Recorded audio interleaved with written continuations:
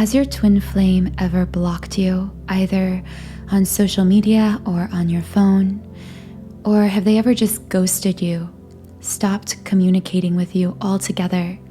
This can be a really confusing and frustrating experience because when we meet a twin flame, the connection is so deep and profound. It sweeps us up into heights of joy, heights of connection that we have never experienced with another person.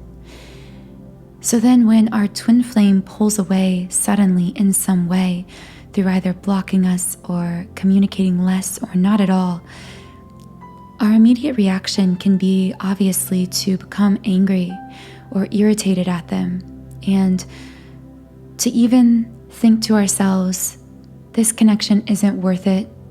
I'm just going to run away myself. But there are so many truths about going no contact with your twin flame, or your twin flame going no contact with you, that nobody tells you about. No contact between twin flames is different than blocking or no contact between any other two souls in any different kind of connection. And in this video, I'm going to explain why. But first, let me introduce myself. My name is Infinity, and this is Magnetize Yourself, where we talk about life, love, spirituality, and of course, the law of attraction. Let me know in the comments below, have you ever either blocked your twin flame or gone no contact with them, or have they ever done one of these things to you? The thing about no contact between twin flames is that although it is naturally very frustrating and disheartening, it is also actually all part of a divine purpose, and this may be very difficult to see in the moment, but I'm going to explain what I mean by this. When twin flames meet, let's just start there, back when you first met your twin flame physically. I always say that in this first meeting, there is this massive energetic exchange that takes place between twin flames. Essentially, they have to exchange all of their information, memories, programming, everything from this life and even previous lifetimes is exchanged. It's like a very, very sped up getting to know you process. And it's because of this immediate download of energy you get from your twin flame in this meeting and they get from you, that you are able to instantly feel as if you know all their past thoughts, memories, experiences. It's very strange because this is like empathy, except you not only can sense emotionally exactly how they are feeling in the moment, but you have an awareness of all their past memories. If you've ever met your twin flame and felt as if you actually knew their life story, like you actually knew things about them that you shouldn't be able to know, that maybe almost felt a little invasive to know, and you may have thought these were just crazy musings of your mind or your imagination, but this was actually a result of this energetic download you received from your twin flame. And in the same way, if you've ever felt as if your twin flame just knows things about you that they shouldn't know or that you haven't told them, again, this is because in the same way, they downloaded all this energetic information from you. So they actually did, in a sense, receive all of your memories, thoughts, and everything you've been through in this life already. It's like twin flames catch each other up to speed in this energetic download so that they can accelerate each other's healing and growth, which is again why you immediately feel so connected to this person, like you've known them forever or known them for years, because you immediately have known them. You immediately have experienced everything they've experienced. Again, this is one of those things that's very hard to put into words, but I'm sure many of you have experienced this. So let's get back to how this plays into the no contact. So you receive all this information, the connection is very intense. And if that was the end of the story, then you would just come into this beautiful, harmonious union. In fact, the reason that this never happens, I say it doesn't happen 99% of the time, but it basically never happens for twin flames, isn't because you or your twin flame is doing something wrong. It's because you literally would not have been born. You wouldn't be living this lifetime if there weren't things that came up that needed healing, if there wasn't going to be this painful period of time, this triggering. Twin flames often meet in one of their later incarnations physically, or even one of their last incarnations. Sorry, I should clarify, they meet in previous lifetimes, but it's normally not until a later incarnation that the circumstances come together for them to be able to harmoniously come into full physical union, because oftentimes twin flames in previous lifetimes and earlier incarnations will meet under these horrible circumstances. Like, you think it's bad with your twin flame in this lifetime, and it is. I mean, often we do meet our twin flames at the worst of times, seemingly when we're not ready.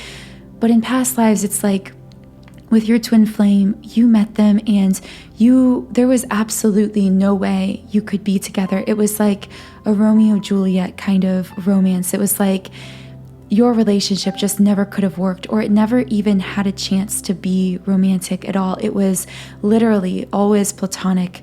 There was no way for it to accelerate. It was absolutely impossible. Anyway, that was a whole side tangent, but all this information is kind of just coming through randomly, so bear with me. This all really does play into no contact. So you come into this lifetime, you download all this information, you sense the connection you feel in this life as well as your past incarnations.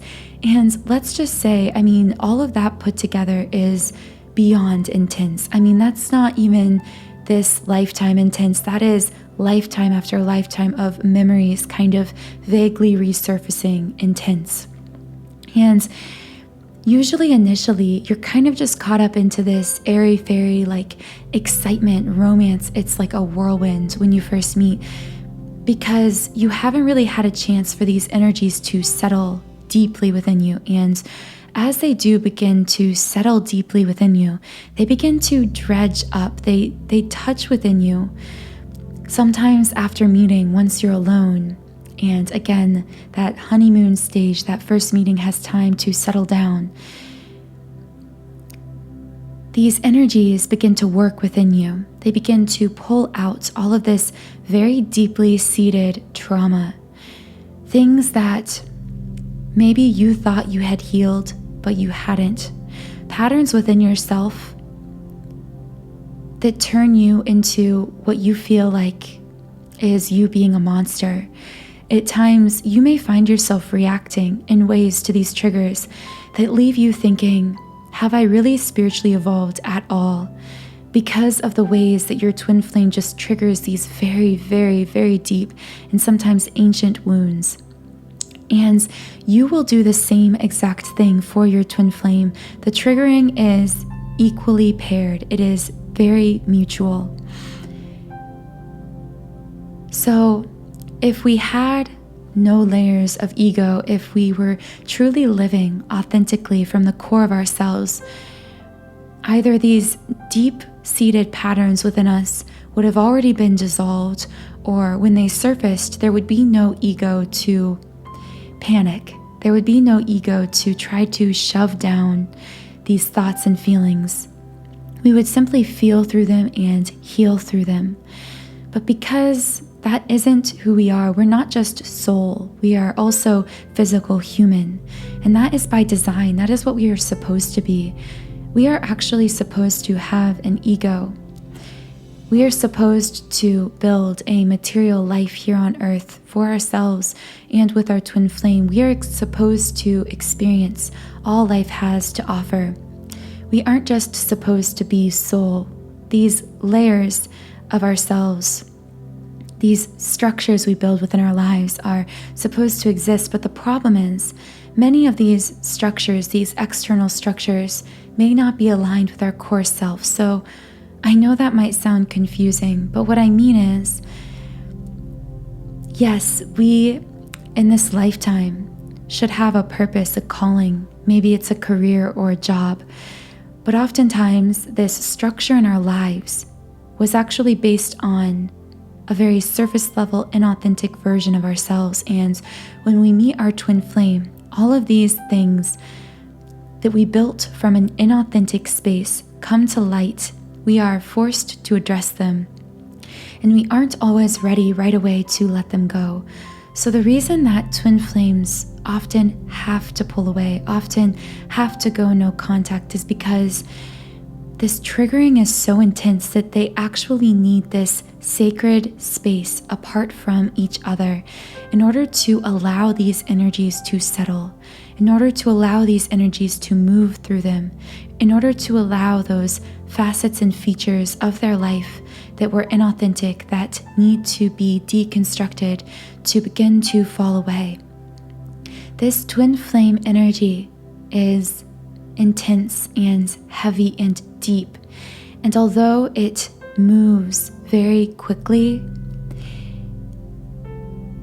when it comes up against a block within us, again, either some part of our lives we need to let go, some trauma we need to face or heal through, although it moves very fast, it can take a long time for this fast-moving energy to wear away at these blocks within ourselves, these mental, sometimes unconscious patterns that are holding us in spaces of lack of self-love, lack of self-confidence, lack of self-worth, preventing us from stepping into our highest self.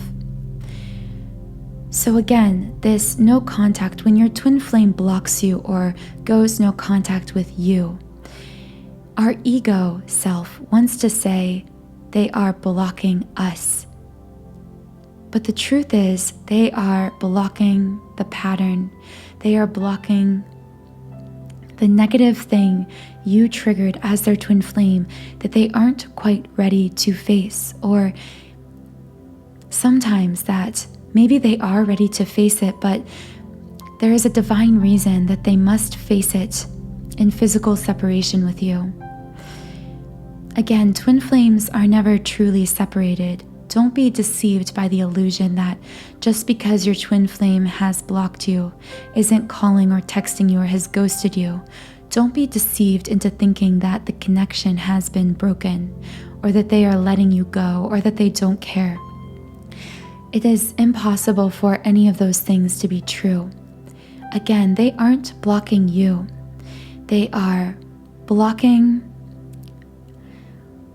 out, or attempting to block out, the feelings that you have caused to be dredged up inside them. And sometimes, because of the intensity of this energy, see, the energy between twin flames is always intense, but it is like at least 10x or 1,000 times greater even when we are in the physical presence of our twin flame. And because of this, it is often impossible for twin flames to do all of their healing work physically in the presence of their twin flame. They have to go through these periods of withdrawal. They have to, in a sense, have this soul breathing room in which they are able to introspect, to look within, to balance themselves, and by balancing themselves, allow those things about themselves in their lives that are in the way, seemingly, of the twin flame connection to fall away. And during this time, keep in mind that although this can be a hard pill to swallow, it's easy to see your twin flame as blocking you and to think that it's all them, to put the blame entirely on them.